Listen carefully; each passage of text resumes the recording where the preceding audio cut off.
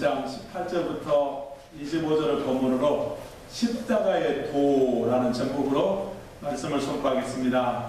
어느 목사님이 농부의 집에서 룸메이트를 하고 있었습니다. 그 농부는 예수를 믿지 않았고 아내는 열심히 교회를 다녔습니다. 그래서 남편이 예수 믿기를 그렇게 기도를 했는데 기도의 소원이 이루어지지 않고 있었습니다. 또 같이 룸메이트하는 목사님도 어떻게 하든 그 남편을 전도를 해보려고 애를 쓰고 있는데도 설명할 기회를 안 주는 겁니다. 그런데 하루는 아침에 본인이 목사님 이렇게 부르더만은 닭장에 밤새 무슨 일이 있었는가 같이 가봅시다. 그래서 닭장을 향해서 가보니까 닭장 그 동우리에 암탉이 앉아있는데 그 날개 밑에서 병아리들이 막 깨어나서 삐약삐약 하면서 귀엽게 이렇게 걸어져 나온 것을 보았습니다. 그런데 농부가 그 암탉을 목사님 한번 살짝 건드려 보세요 그러니까 툭 치니까 넘어갑니다. 또 넘어가는데 이미 닭은 죽어 있는 닭이었고요. 푹 쓰러졌는데 이미 죽어 있는 것을 보면서 그 농부가 목사님 저 머리에 상처 좀 보십시오 이렇게 얘기를 합니다. 상처를 보니까 너구리가 족제비가 와가지고 피를 다 빨아먹은 겁니다. 그런데도 그 자기 밑에 있었던 병아리들을 족제비가 잡아먹지 못하도록 그렇게 새끼들을 잡아먹을까 봐서 꼼짝도 못하고 그대로 새끼를 품고 죽었다고 하는 그런 얘기가 있습니다. 이런 찬스를 잡아서 목사님이 그게 바로 십자가입니다. 그렇게 얘기를 했습니다. 십자가에서 예수님께서 하나님이시지만 우리를 위해서 대신 물과 피를 쏟으셨는데 예수는 얼마든지 이 암탉 닭과같이 십자가를 지실 이유가 하등이 없습니다. 그리고 십자가를 안 진다고 포기하고 내려와 버리셔도 괜찮으셔도 누가 탓하지 아니할 죄가 없으신 그런 분이었는데 십자가를 지셨는데 누구 때문에 지셨어요? 우리를 살리려고 저를 살리고 여러분을 살려주려고 십자가를 지셨는데 그것을 한마디로 말할 때 십자가의 도라고 얘기합니다. 두 단어로 얘기하면 복음이다 이렇게 말씀을 합니다. 오늘 본문에 보니까 십자가의 도가 한마디로 이렇게 1장 23절에 해석을 해놨습니다. 우리는 십자가에 못 박힌 그리스도를 전하니 유대인들에게 거리끼는 것이요 이방인에게 미련하는 것이로라고 말씀하고 있습니다. 십자가에 못 박힌 그리스도 그게 바로 십자가의 도라고 하는 겁니다. 복음이라고 하는 것은 예수님의 나를 위해서 십자가에 못 박혀 돌아가셨다. 그게 바로 복음입니다. 복음이라고 하는 것은 놀라운 능력이 있습니다. 누구도 구원을 못하는데 예수 그리스도께서 나를 위해서 십자가를 지고 돌아가셨다고 하는 그 은혜를 믿는 사람은 하나님의 자녀가 되고 하나님의 은혜를 누립니다. 어떤 것도 우리를 구원할 수가 없는데 십자가의 능력으로만이 구원을 받을 수가 있기 때문에 십자가의 도는 구원의 능력이라고 하는 겁니다.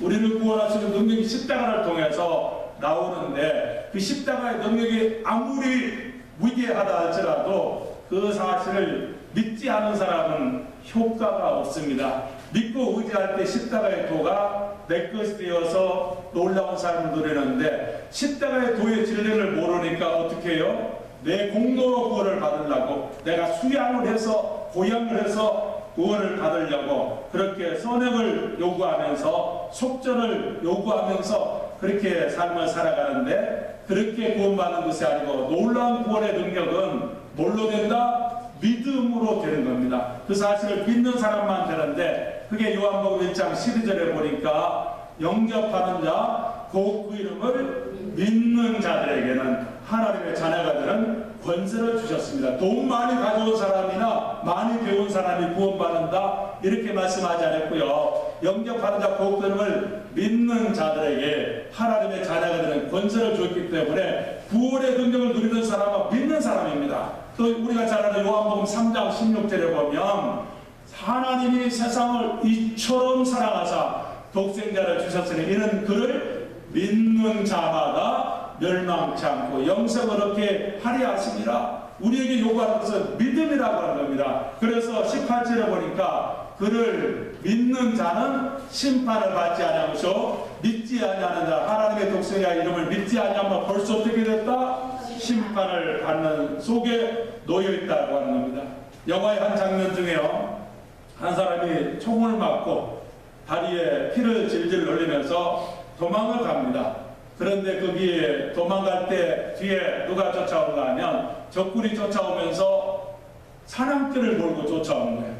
근데 사냥개가 악착같이 달려오니까 다리가 총이 맞아서 피가 흐르는데 불편한 몸을 입고 사력을 다해서 도망을 가고 있는데 사냥개가 가까이 오는 것 같은 거예요. 그런데 마침 이렇게 도망을 가다 보니까 앞에 강물이 있었습니다. 그래서 강물로 퐁당하고 뛰어내리니까 사냥개하고 그렇게 자기를 쫓아왔던 적이 피 냄새가 안 나니까 쫓아오는 걸 멈추고 돌아가는 그런 장면, 이 장면이 바로 예수 그리스도께서 우리를 위해서 십자가에서 물과 피를 쏟으셔서 죽으셨는데 죄의 냄새를 맡고 사단 우리를 공격하는 거예요. 그런데 우리는 어디에 뛰어들었어요? 은혜의 강물에 뛰어들어서 그 안에 뛰어들으니까 나를 통해서는 피 냄새가 들끓어서 사탄이 우리를 공격할 수밖에 없지만, 그러나 주님께서 나의 피를 대속하신 은혜의 강물에 접근하니까 그 은혜 앞에서 제 용서함을 받아서 아무런 냄새가 안 나는 겁니다. 그래서 우리를 의인이라고 칭해서 하나님의 자녀로 삼아주셨는데, 근데 희한하게 그런 능력의 놀라운 역사가 있는데 두 가지 반응이 있습니다.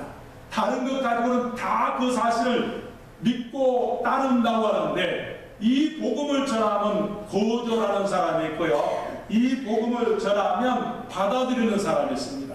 근데 오늘 본문에서 소개할 때 받아들이지 않고 거절하는 사람을 22절, 23절에 소개합니다.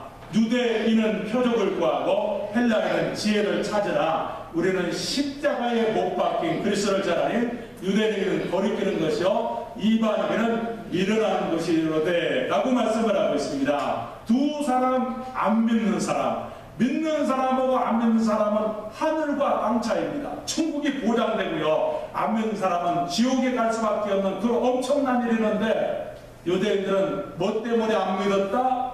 표적 때문에 안 믿었다고 하는 겁니다.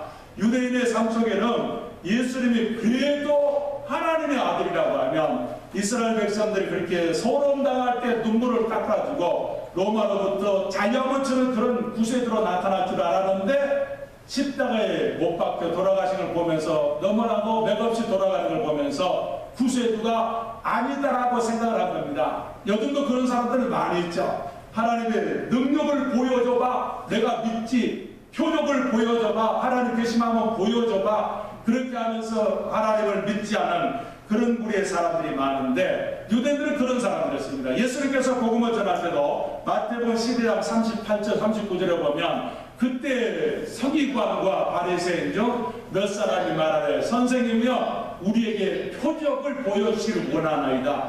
예수께서 대답하여 이르시되 악하고 음란한 세대가 표적을 구하나 선지자 요나의 표적밖에는 보일 표적이 없다라고 말씀을 하고 있습니다. 예수께서 수많은 표적을 보여줬습니다. 그런데 표적을 목적 삼았던 서기관과 바리새인들, 유대인들은 말하되 선생님이여 우리에게 더 놀라운 표적을 보여주옵소서. 그럴 때 예수님이 뭐라고 말씀하셨어요? 요나의 표적밖에 보여줄 게 없다. 요나가 물고기 속에 들어가서 3일 만에 살아났잖아요. 그와 마찬가지로 예수님께서 십자가에 못 박혀 돌아가실 거지만 3일 만에 부활하실 표적이 가장 위대한 표적이다, 그렇게 말씀을 하고 있습니다. 그런 표적을 구하고 이적을 구하는 사람들은 예수 그리스도의 보혈의 능력만 믿으면 되는데 안 믿는 거예요. 그래서 기도 응답이 안 된 것 같으면 예수님이 안 계신 것 같고 구세주가 아닌 것 같이 밀어내버리는 그런 사람들이 바로 유대인이고, 또 헬라인이라고 하는 사람들은 지식이 머릿속에 가득 찬 이성주의자입니다. 그러니까 모든 것을 처음부터 끝까지 뭘로 생각한다? 머리로 생각하는 겁니다. 가슴으로 믿어서 성령 충만함을 가지고 십자가의 도를 받아들이면 믿을 수가 있을 건데 안 받아들이고요, 사도 바울이 지난번에 살펴본 대로 아테네 아레바고에서 전도를 하니까 사도행전 17장 32절에 이들의 형태를 한번 보세요. 그들이 죽은 자의 부활을 듣고 어떤 사람은 조롱하고 비웃었다. 사람이 죽으면 끝나지 어떻게 부활하냐. 그렇게 하면서 조롱하는 사람들은 어떤 사람들요? 머릿속에서 예수를 믿는다고 하는 사람, 자기 이성으로 도저히 사람은 죽는 걸로 끝나지 다시 하지 않거든요. 근데 예수님께서 그렇게 하셨던 은혜를 믿지 못하는 사람, 이성을 가지고 심오한 구원의 내용을 바로 깨닫지 못하면서 머리를 굴리는 그런 사람들이 그런 삶을 살아가는데, 누가 그렇게 됐다고요? 헬라 사람들이 그랬습니다. 헬라 문화가 그때는 철학이 발달했거든요. 그래서 모든 게 어디로 나오냐면 머리에서 생각하고 머리에서 나가는 겁니다. 그래서 머리에 있는 모든 지식들이 다 전부다라고 생각을 하면서 영적인 일을 깨닫지 못하는 그 사람들을 두 가지로 분류되는 18절에 보니까 십자가의 도가 멸망하는 자에게는 미련한 것이요 구원을 받는 우리에게는 하나님의 능력이다. 그러므로 두 사람이 딱 나눠집니다. 이것은 무슨 형인가 하면 현재 진행형입니다. 그러니까 십자가의 도가 멸망하는 자들에게는 그렇게 한국어로 번역해놨지만요, 멸망에 가는 자들, 십자가의 도를 안 받아들이면 진행형입니다. 지금 꽃꽂이를 할 때 꽃나무가 잘려졌지만 살아있는 것까지 보이잖아요. 근데 이미 죽은 것까지, 주님을 떠난 상태는 죽어있는 상태인 건데 그렇게 멸망으로 향해 가고 있는 자들이고요, 반대로 구원받고 구원받는 우리에게 하나님의 능력이 된다. 이 말씀은 구원받고 구원받아가고 있는 자들에게는 하나님의 능력이 된다라고 하는, 심판도 진행 중이고요 구원도 진행 중이라고 하는 겁니다. 그래서 부흥사 무디는 이렇게 말을 했습니다. 그대 자신을 믿는가? 그대는 실망할 때가 올 거다. 친구를 믿는가? 친구가 배반할 때가 올 거고 헤어질 때가 올 거다. 그들은 명성을 믿는가? 그 교만함 때문에 못 퍼질 때가 올 거다. 그러나 그들은 믿어야 할 것이 있다. 그리스도의 십자가를 믿어라. 그리하면 현생활에서의 후회함이 없은 그런 생을 살아갈 거다. 그렇게 말을 하고 있습니다. 그러므로 사도 바울은 이 놀라운 진리를 깨달았으니까 경천 동지와 같은 선언을 하는 거야. 아무리 똑똑해도 십자가의 도는 깨닫지 못하고 모든 것을 가져도 총명을 통해서 십자가를 깨닫지 못하니까 십자가를 깨닫지 못하는 지혜와 총명은 쓰레기다. 그런 말씀을 19절에서 20절에 말씀을 합니다.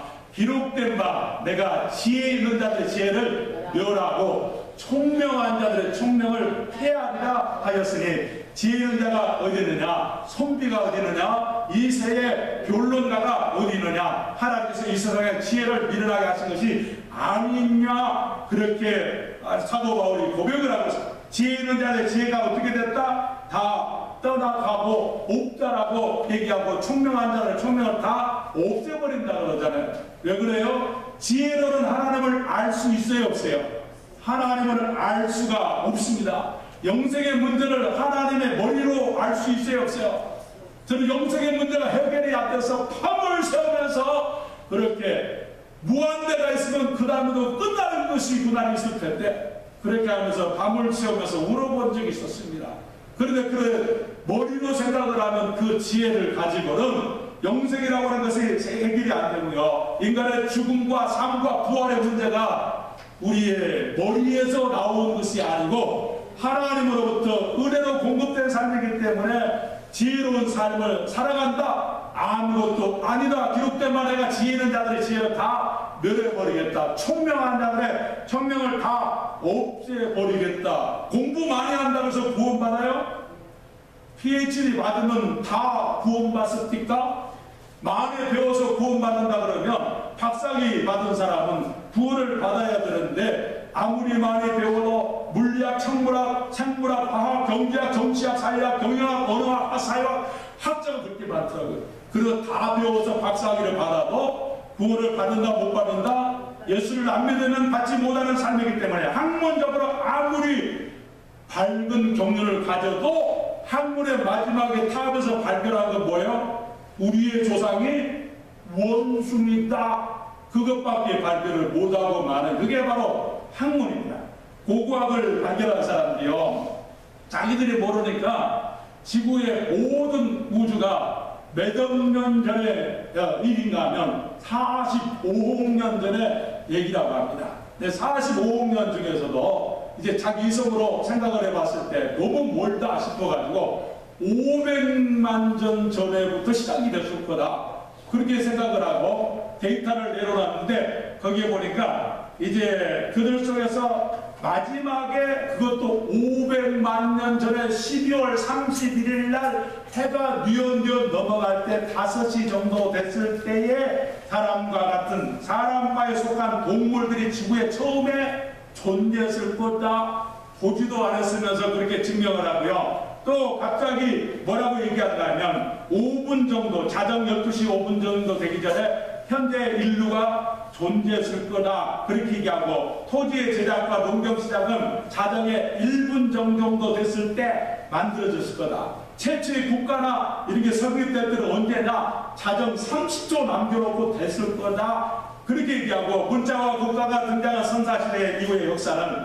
전인류의 겨우 0.2%밖에 안 되는데, 그런 짧은 얘기를 하면서 지도 모르고 나도 모르는 얘기를 하면서 고고학자들이 그렇게 얘기를 하면서 입도 그런 지혜를 가지고 살아가는 구원을 못 이루니까 입도 뻥긋하지 말아라, 그런 내용을 가지고 지금 얘기하는 거예요. 아무리 지혜가 충분하다 할지라도 지혜 있는 자들의 지혜가를 다 멸해버리고 총명한 자들의 총명을 멸해버리기 때문에 지혜로는 안 되기 때문에 무슨 세계를 알아야 돼요? 영적인 세계를 알아야 됩니다. 그래서 주님을 통해서 영적인 눈이 떠지면 하나님의 세계가 보이는 거야. 천국을 예약하세요, 그 전도지를 주문하니까 그분 얘기가, 목사님 하나님 봤어요, 그렇게 얘기를 하더라고요. 봤죠, 하나님의 은혜를. 뭘로 봤어요? 영안의 눈에 떠져서 하나님이 창조하셨던 우주 만물을 바라보는 것 같이 그 은혜는 사람의 머릿속에서 나오는 것이 아니고 하나님께서 공급하셔서 그 놀라운 일들을 깨달으니까 성령 충만하면 하나님의 세계가 보여주는 은혜가 있는데, 에베소서 4장 17절에 보니까 19절까지 이렇게 말씀하며, 그러므로 내가 이것을 말하며 주 안에서 증거하노니 이제부터 너희는 일반인의 그 마음에 허망한 것으로 행한 같이 행하지 말라. 그들의 총명이 어두워지고 그들 가운데 무지함과 그들의 마음이 굳어짐으로 말미암아 하나님의 생명에서 떠나 있도다. 그들이 감각 없는 자가 되어 자신을 방탕에 방임하여 모든 더러운 것을 욕심으로 행한다. 최고의 인생의 불행은 뭔지 아세요? 하나님으로부터 분리된 겁니다. 하나님을 모르는 거예요. 그런데 언제부터 그렇게 된가 하면 아담과 하와 이후부터 하나님과의 관계가 끊어졌습니다. 하나님과 관계가 단절된 것이 가장 불행한 건데, 아담과 하와 이후의 모든 사람들이 하나님과의 관계가 끊어졌습니다. 근데 그 끊어진 관계를 지혜로는 연결할 수가 없기 때문에 다시 19절에 보니까 이렇게 말씀하죠. 기록된 바 내가 지혜 있는 자의 지혜를 멸하고 총명한 자를 총명을 폐하고 알겠다, 그렇게 말씀을 하고 있습니다. 그래서 많이 배웠는데도 복음에 들어서 거절하는 사람은 멍청이 바보라고 얘기하죠. 그만큼 배웠으면 깨달아야 될 것 같은데 못 깨달는데, 그걸 갖다가 누가복음 10장 21절은 뭐라고 말씀하냐면 이렇게 얘기합니다. 그때 예수께서 성령으로 기뻐하시며 이르시되 천지에 주신 아버지여, 이것을 지혜롭고 슬기 있는 자에게는 숨기시고 어린아이들에게는 나타내심을 감사하여 옳습니다. 이렇게 된 것이 아버지 뜻입니다. 어떤 사람은 못 깨달은다고요? 지혜롭고 슬기 있다고 하는 사람들, 머리 굴리는 사람들은 안 되는데, 우리같이 믿음으로 받아들이는 사람은 깨닫고 놀라운 삶을 이루기 때문에 뭘로만 도는 거에 하나님이 보여주셔야지만 깨닫습니다. 그걸 계시라 그럽니다. 아무리 우리가 깨닫고 싶어도 하나님이 오픈 안 해주면 하나님의 세계는 모르는 거예요. 그러므로 벽이 쌓인 것 같이 깨닫지 못하면서 그런 삶을 살아가죠. 목석에 혈관을 타고 다니면서 산소를 날라주는 세포가 뭔지 아세요? 적혈구라 그럽니다. 그래서 그 적혈구가 우리 속에 손 끝에까지도 다 산소를 나눠주니까 이렇게 멀쩡하게 되지, 안 나눠주면 어떻게 된다? 손가락 끝에서 발가락 끝에부터 새까맣게 썩히는